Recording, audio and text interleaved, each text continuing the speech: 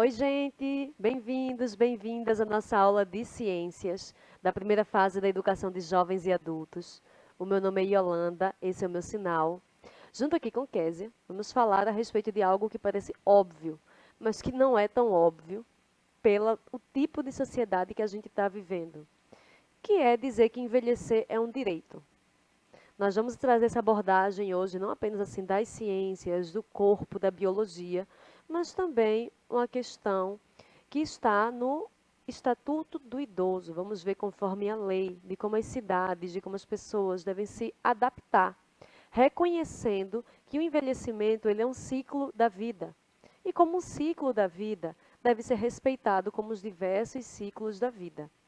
A gente vai trazer esse tema recordando que agora, nesse mês de setembro, aqui no Brasil, é comemorado o Dia Nacional da Pessoa Idosa.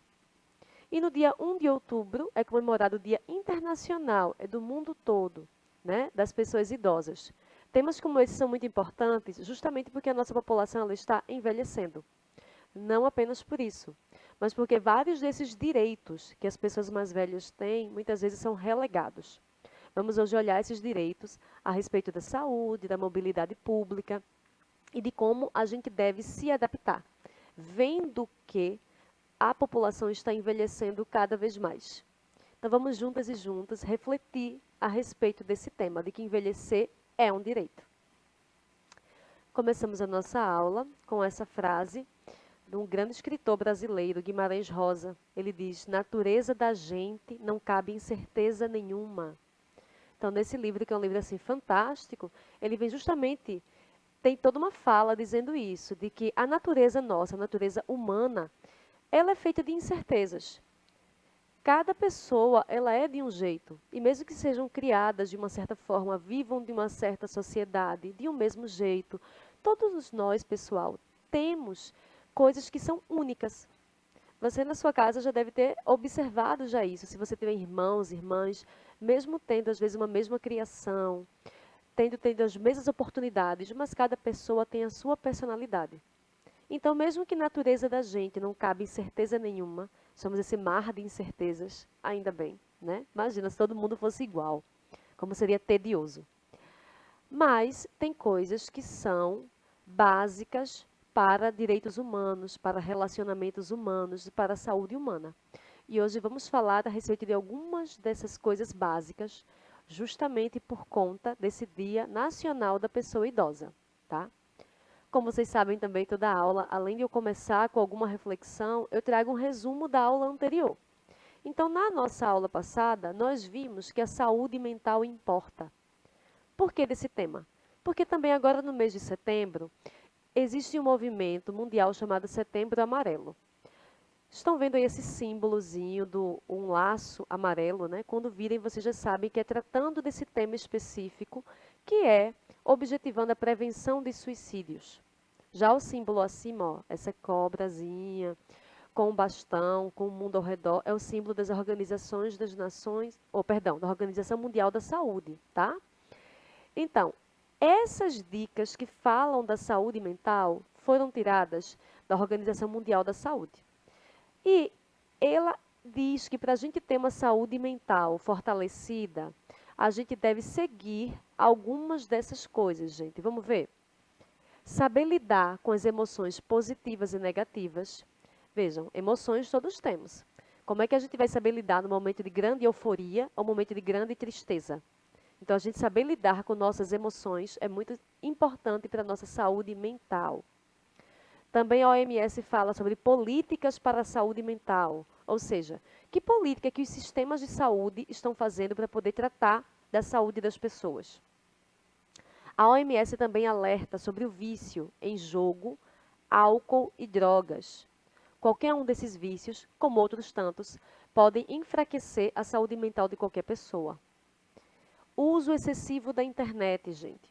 É muito importante a gente dar pausas para a internet, dar pausas para a rede social, saber o que é que vai assistir, saber o que é que vai acompanhar, porque isso tem deixado as pessoas muito ansiosas. Também a OMS incentiva fazer coisas diferentes, tirar alguns instantes para relaxar diariamente. buscar tratamento de saúde, se for necessário, boa alimentação. Então, esses são alguns pontos. Vocês podem ver com mais atenção na aula passada, que, como eu disse, é um resumo da nossa aula passada. Podem entrar aqui no nosso canal do YouTube, vocês escrevam EJA, Educa Recife, Ciências, e aí vão aparecer todas as aulas, inclusive essa. Então, isso foi o que a gente tratou na nossa aula passada. Já na nossa aula de hoje, vamos lembrar do porquê do tema da nossa aula. Bom, como disse a vocês, 27 de setembro é o Dia Nacional desse cuidado para com as pessoas idosas. E o dia 1 de outubro é o Dia Internacional. O objetivo desse dia, pessoal, é lembrar da importância dos cuidados com esse grupo e dos direitos que eles possuem.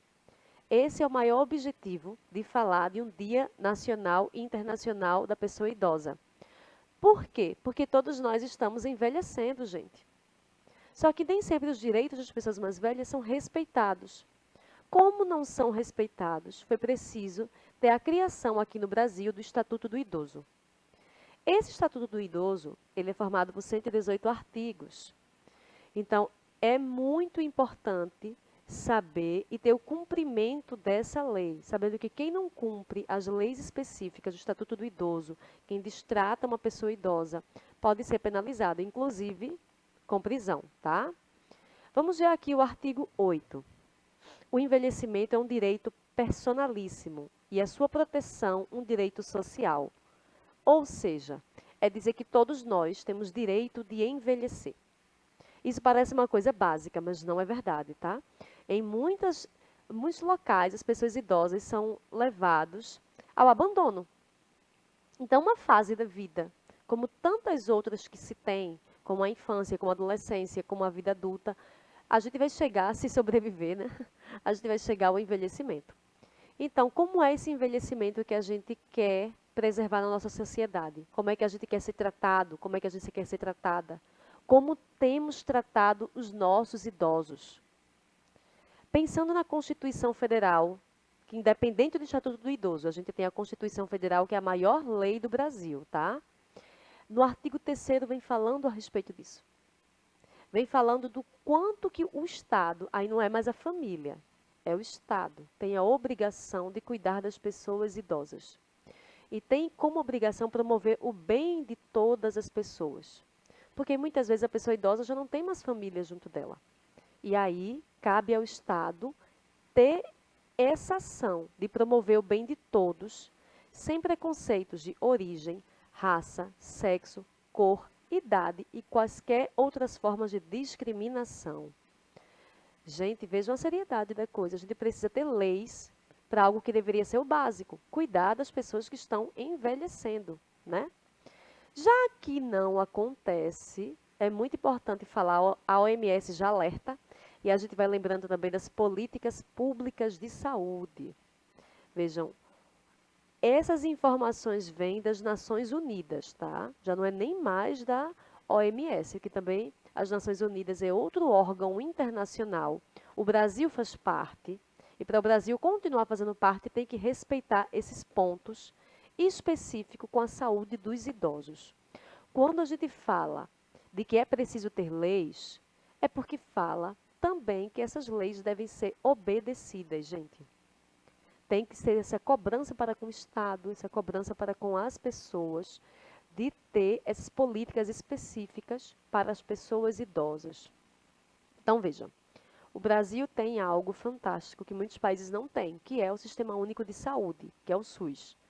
Óbvio que todos nós sabemos o quanto é importante cada vez mais fortalecer o SUS, de que o SUS ele é fundamental e por ele ser tão importante, deve ter melhores profissionais, mais capacitados, profissionais mais humanizados, ter condições de trabalho para esses profissionais, ter medicações específicas, ter o material de trabalho específico. Enfim, são muitas e muitas situações para esse fortalecimento do nosso Sistema Único de Saúde, né?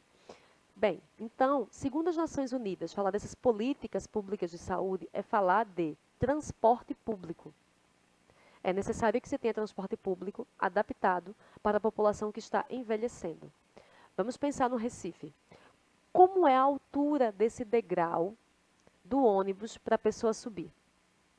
Eu ando de ônibus, eu sou uma pessoa relativamente jovem, não tenho problema de saúde, não tenho problema de coluna, de mobilidade, eu não tenho.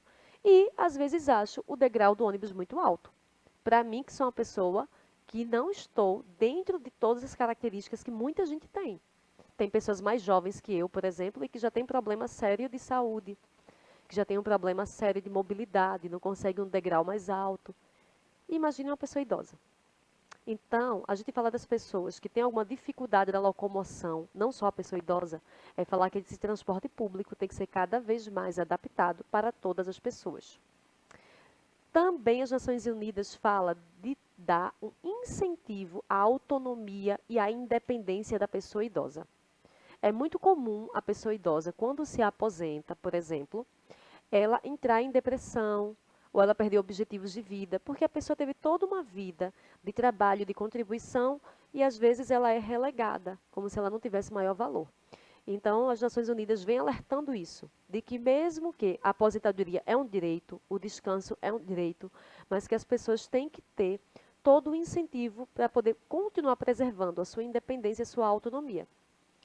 Também a importância de atividades físicas, de boa alimentação, de medicação adequada, tá? A capacitação dos profissionais de saúde com os cuidados médicos específicos. Locais de lazer. Lazer é fundamental em qualquer fase da vida. Não vai ser diferente à medida em que a gente for envelhecendo. Isso tudo, gente, que vem se falando, são processos chamados de envelhecimento ativo. Porque nós estamos, nesse momento, até 2030, vivendo o que as Nações Unidas vem colocando como políticas públicas da década do envelhecimento saudável. Então, a gente tem que procurar cada vez mais alternativas sociais para esse envelhecimento ativo, o envelhecimento saudável, tá? Falar em envelhecimento saudável é muito amplo.